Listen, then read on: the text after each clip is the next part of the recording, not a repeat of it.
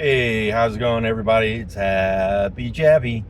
It's been a while since a video. I actually made some made some notes on a voice recorder, and a couple of them went a little long. You have to understand something.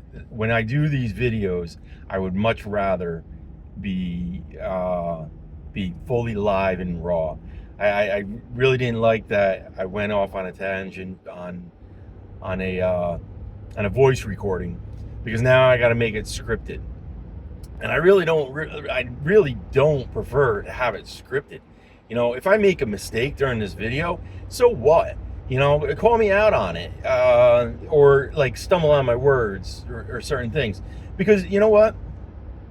I fully believe when the Holy Spirit speaks to you, it comes out, and it should just flow.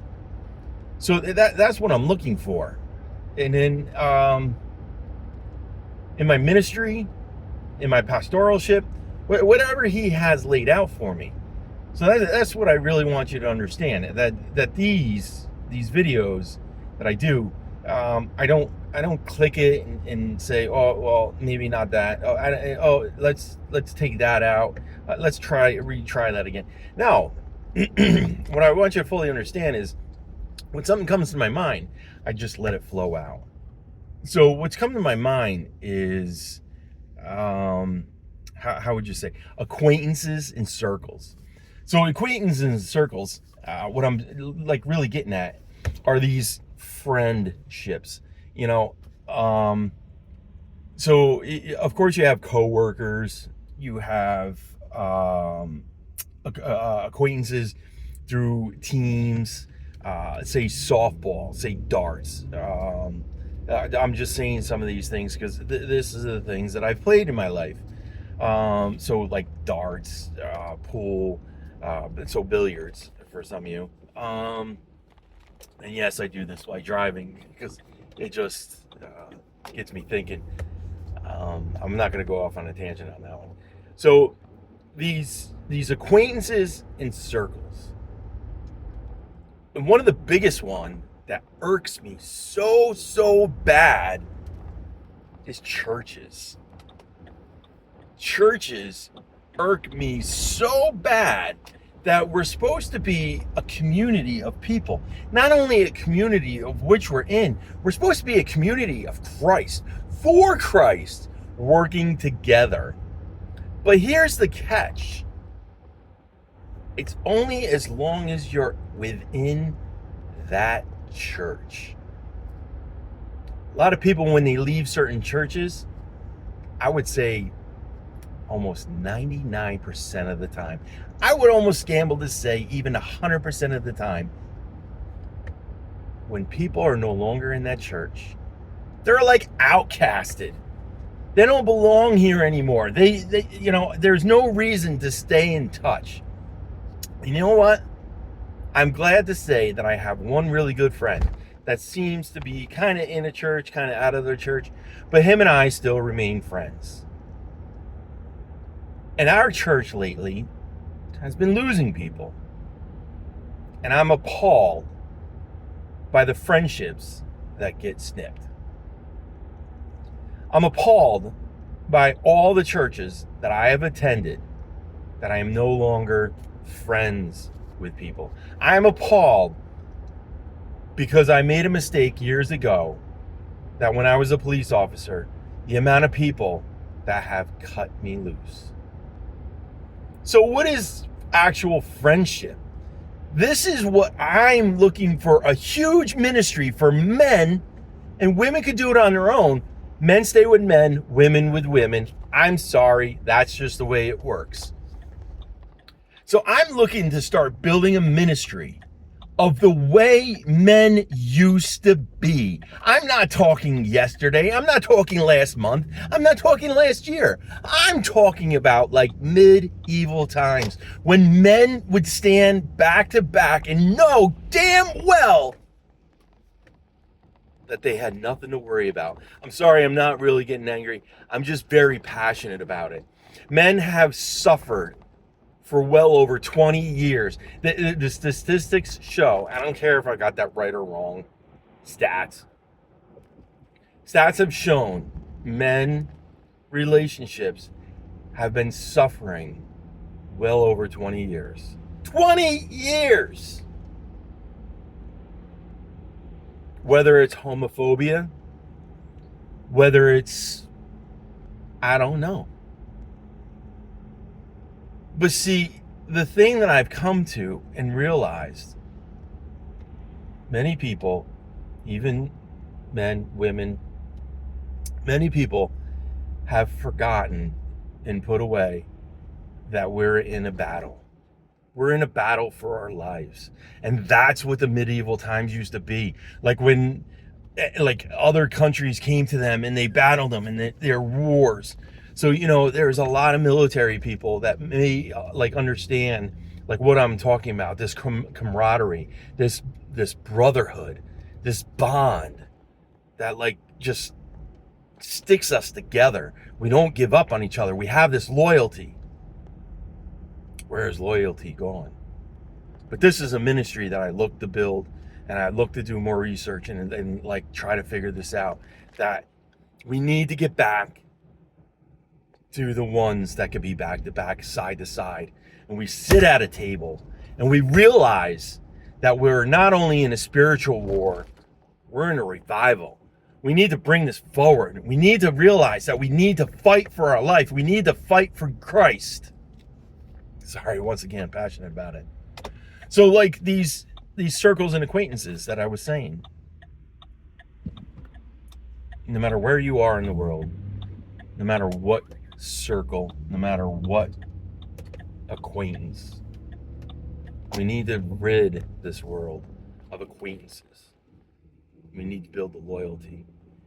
We need to build foundations. We need to teach this to our children. Because you know why? Yeah, I'm going there. The political world does not want us to bind. They don't want us together. They've done everything to try to separate us. Christ, for crying out loud. Forgive me, Lord. Religion and denominations have been doing it, and nobody realizes it. This religion, this whatever you want to call it. We have all these different levels of Christianity that, you know what, splits us. Because if we're a Baptist, the Baptists can't get along with the Episcopalians, and the Episcopalians can't get along with the Catholics, and this one can't get along with that one. Why? There's no reason to it. There's no reason to much of this. We're in a fight for our lives to stick together. We may not believe and we may not stand on certain things that come together. But you know what? When it comes down to it, when Christ is in it, we stand for Christ first. That's it. I don't want to hear about your essentials. I don't want to hear about your political stance. I don't want to hear all this other stuff. If you stand for Christ, you stand for Christ. Christ comes first. Like I said, I'm passionate about this.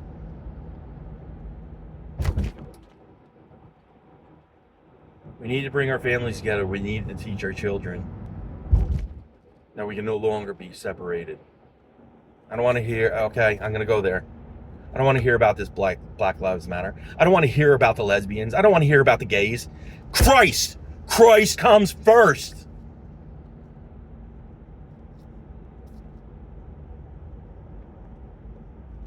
It's the only way that this world is going to get along.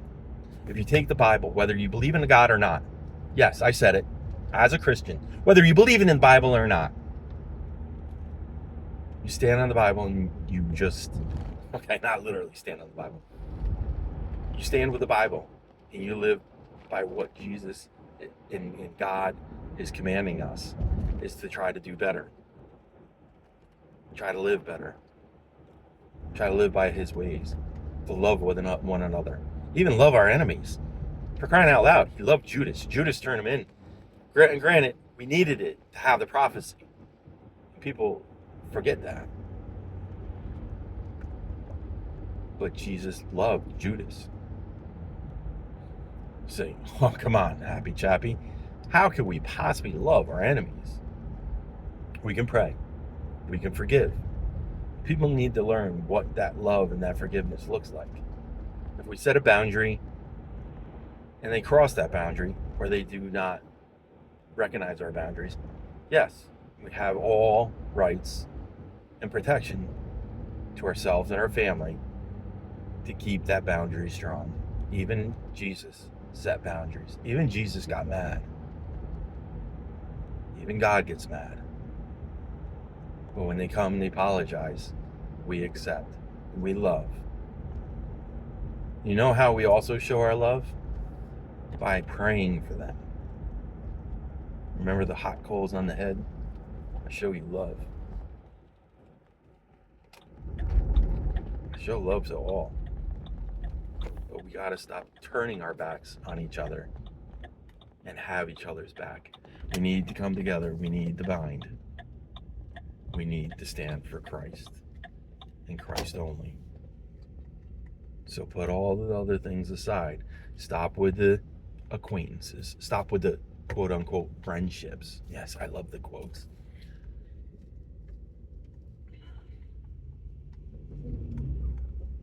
When's the last time you talked to a long off friend? When's the last time you actually picked up the phone or got in your car and talked to somebody?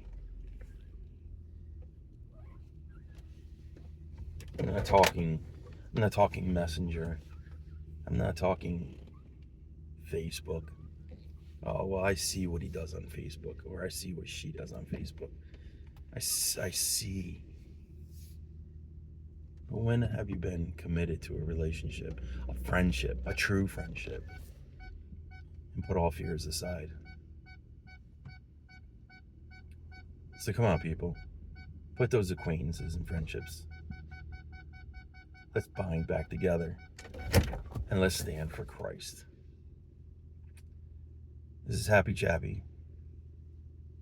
I'll be working on those other unfortunate scripted ones to see how well I can put that back together.